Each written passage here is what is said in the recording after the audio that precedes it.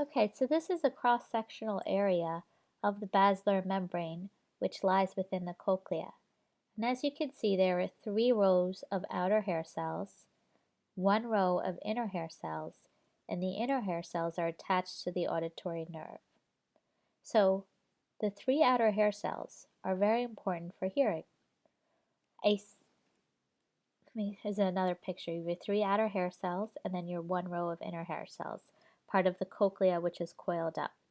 So outer hair cells and inner hair cells line the tectorial membrane up through the cochlea, the basilar membrane. And there's a picture of the outer hair cells, healthy outer hair cells. When the outer hair cells become diseased or damaged, we have sensorineural hearing loss, which is irreversible, so you can't regrow these outer hair cells.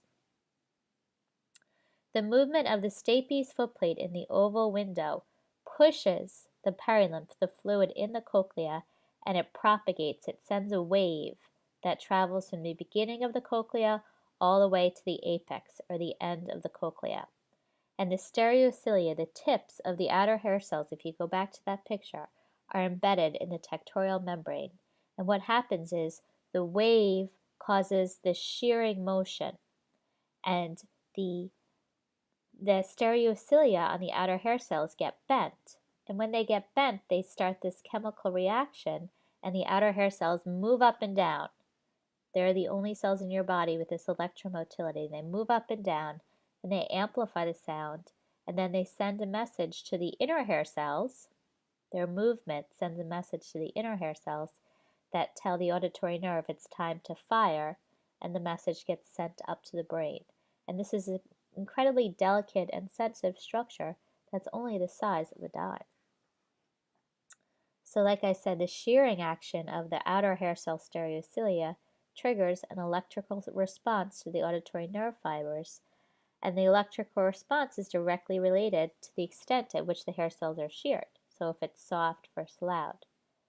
The frequency response of the nerve cells are laid out in an orderly fashion, and each cell is connected to an auditory nerve fiber of a specific frequency, and the auditory nerve fiber will fire at its most strongest when it is at its best frequency. So here's a picture of the cochlea if we're looking flat down on it. You see the base, it says 20,000 hertz, and the apex, it says 200 hertz. This is our range of hearing. We hear from 20,000 hertz down to 20 hertz. And the stapes footplate will push on the cochlea, the fluid in the cochlea. It will push in a pattern that represents the frequency and the intensity of the sound that's being processed.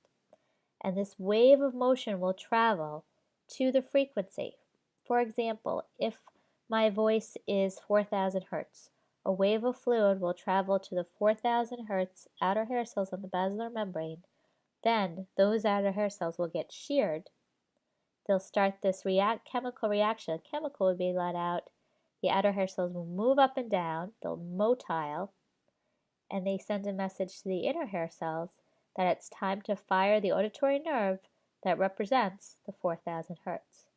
Okay, so it's frequency specific. This traveling wave goes to the frequency on the cochlea that represents the frequency of the sound that you're trying to process. And if I'm talking in a soft voice, the outer hair cells won't move too much. If I'm talking in a louder voice, they'll move more. Any disorder of hearing produced by an abnormality or a disease in the cochlea is a sensorineural hearing loss, and it accounts for the largest group of hearing losses. So any pathology in the cochlea is a sensorineural hearing loss.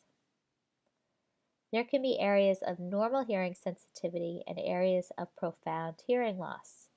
For example, at 500 hertz, a person may be able to hear within normal limits, but they might have a moderate hearing loss at 8,000 hertz. So go back to that picture of the cochlea.